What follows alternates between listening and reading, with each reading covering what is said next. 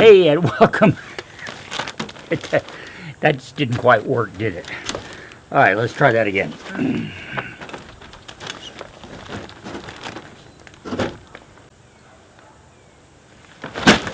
All right. Hey, my normies, and welcome back to... Really? Really? Jeez. I'm all right. I'm all right. Take 3.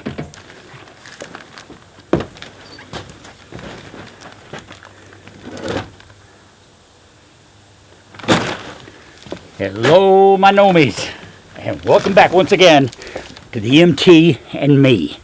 Today,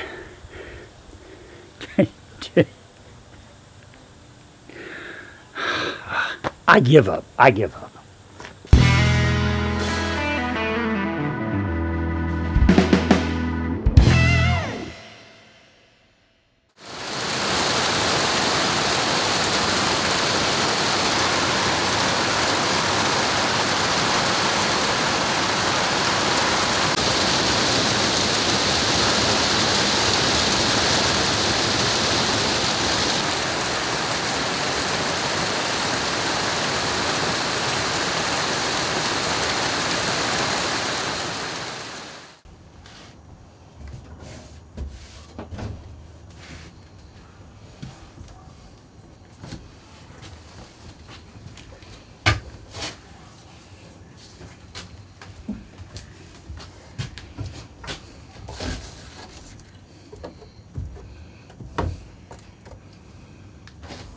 Well, a little bit of an update on Pearl's interior. As you saw a few seconds ago, it has rained. And it's rained a lot. Now, it's not raining right now, but it did storm. We had 2 pretty heavy thunderstorms, each of them lasting 30 to 40 minutes with heavy rainfall, some wind, a lot of thunder and lightning, and pretty dramatic stuff. And as near as I can tell, Pearl's interior has survived pretty well. All the spots that were leaking a couple of weeks ago in the rain are not leaking now, and I give the new tarp credit for that. The vent opening, the air conditioner opening, both staying dry. The opening back here, the cutout for the old refrigerator vent, completely dry. Back window area is dry, except for over on the left side. Come on back here and I'll show you what I'm talking about.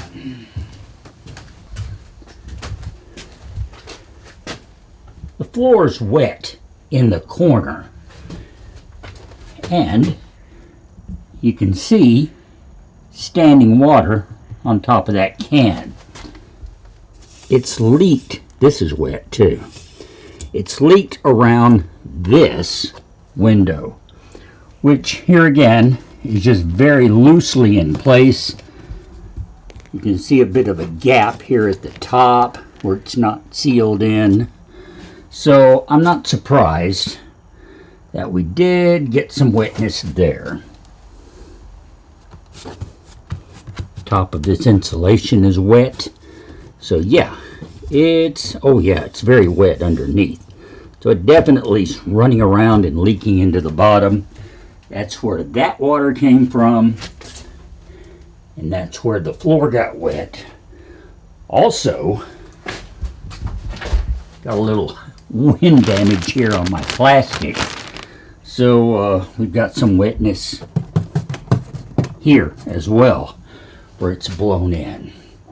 And I noticed on the other side, here again, plastic's pulling apart, so that needs to be redone too.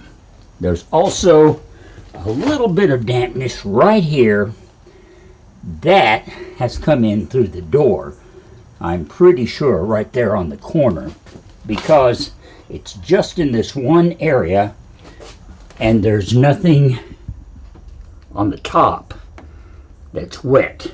It's perfectly dry around the vent. And our spot back here at the back is dry. This is, where is it? I can't see it now because I covered it up. But somewhere right in there is the hole that we put the Eternabond over. And the Eternabond and the tarp obviously did the trick. And there's no dampness, no wetness at all along the top back of Pearl. So overall, I'd say our tarp seems to be doing its job, which is a good thing. That still does not change the fact that the roof needs some serious repair. And tossing around a wild and crazy idea that Ree and I have discussed. Actually, we've talked about it a couple of times over past several years. It would involve completely taking the metal roof off and repairing it. That would be a job, but not an impossible one. It's something we'll talk about a little later on.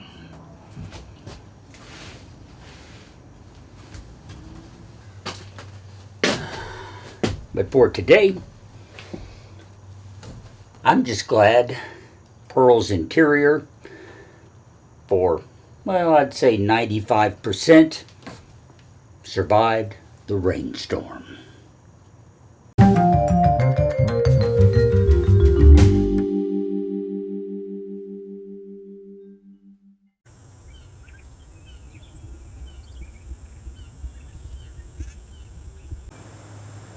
Well, as you can see, we've come a long way in keeping the water from getting inside Pearl.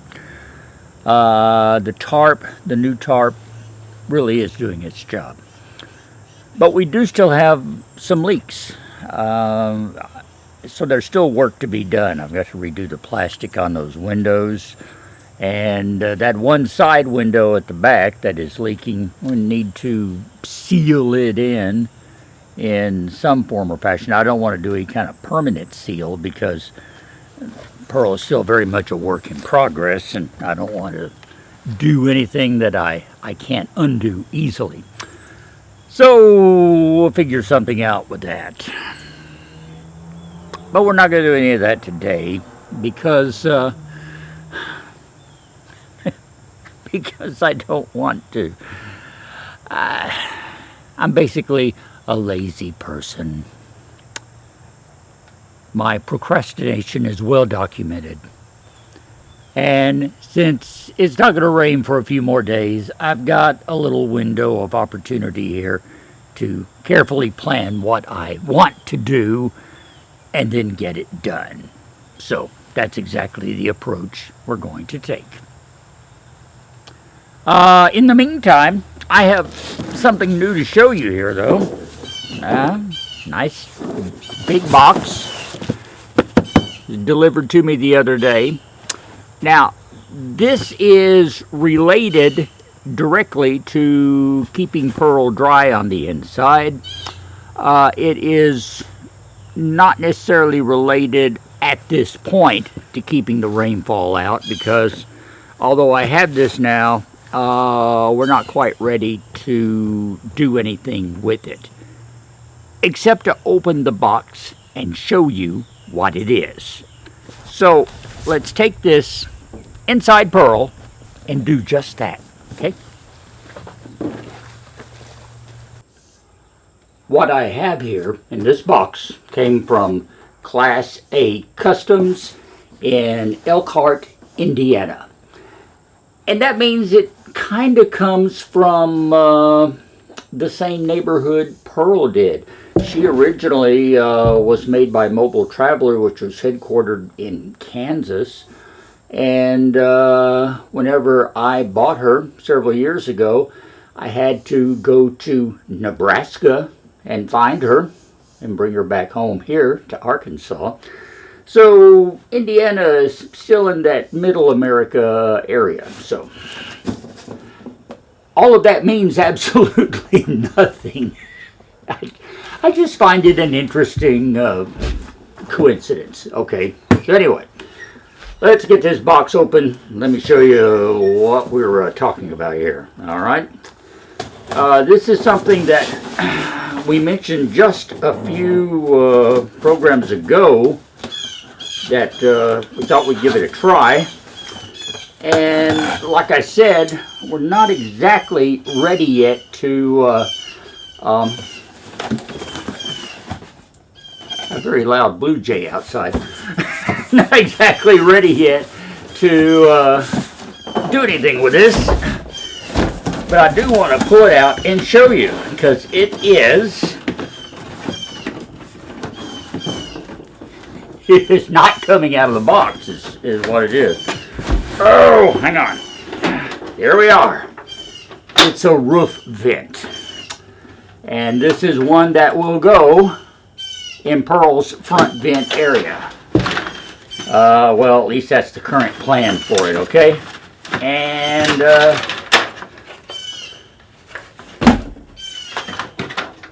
be a little easier to hold like this, so it was not going to fall apart. So yeah, hey, cool. This is very lightweight, very light plastic, of course.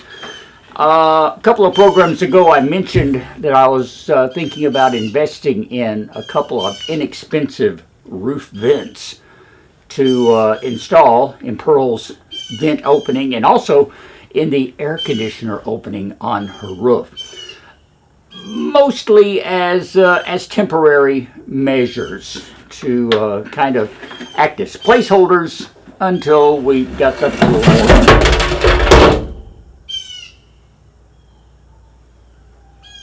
I meant to do that. As I was saying, to act as placeholders until we came up with something a little more permanent, okay? So this is about the cheapest roof vent you could find. And not to say it's a bad vent by any means. It's very well made, very functional.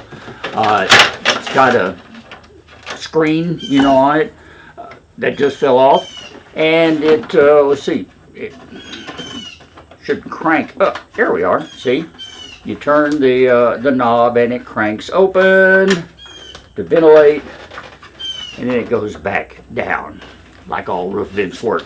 It is not a fancy one with a fan, so that's something to look at later on. Probably the permanent one I put in will have a fan in it for air circulation. But this one, hey, it was on sale.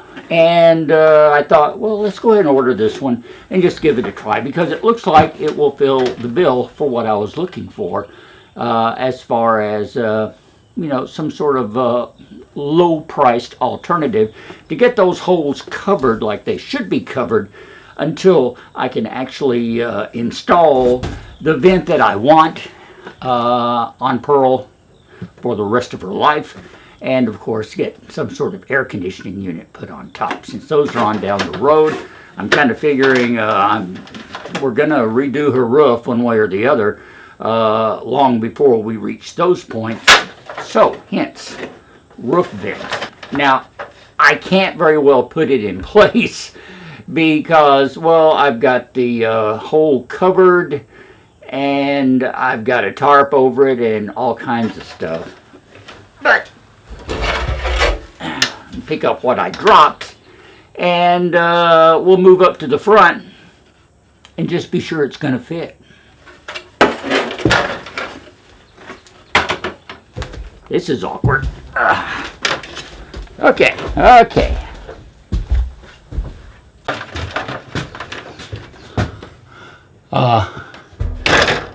Okay.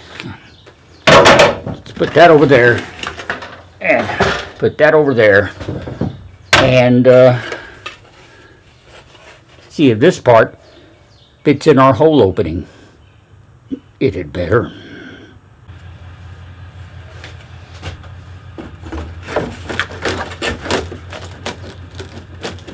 Oh, yeah, that's going to do just fine.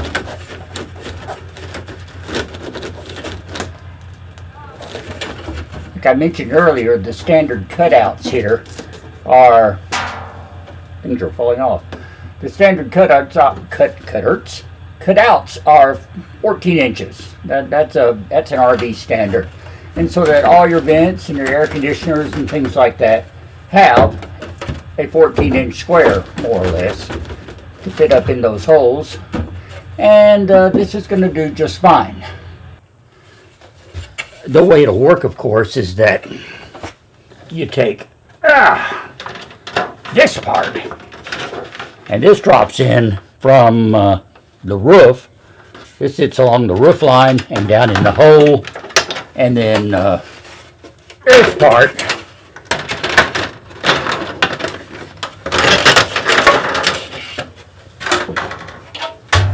this is awkward. Let's do it like this. This part fits back on there like so. There we go. See, there's a slot here that has to fit in. It'll be much easier to do when it's in position. And that way you have your entire roof vent sitting in place. And you have ventilation when you want it. But yet you have a closed area to keep out the weather when you don't want it. So, this concludes today's lesson in RV roof vents.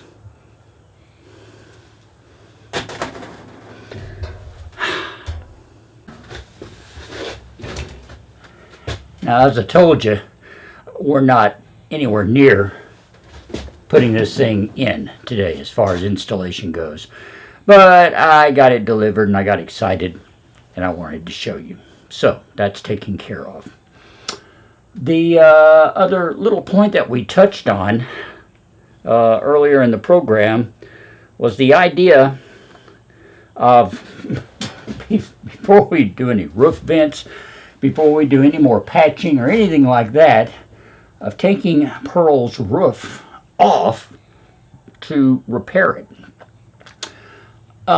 In addition to the holes that are in the roof, it's pretty beat up. And I'm wondering if we were to actually take the aluminum off, if we could, maybe bash things out a little bit, smooth things out somewhat, get the roof in shape, get all of the little openings repaired in them properly, and then put it back on. It is just a thin aluminum roof, and that's all there is to it. Stretched over this metal frame and locked in around the sides, basically sandwiched. I can show you here up front. There are two bars here coming together, part of the framework, all right?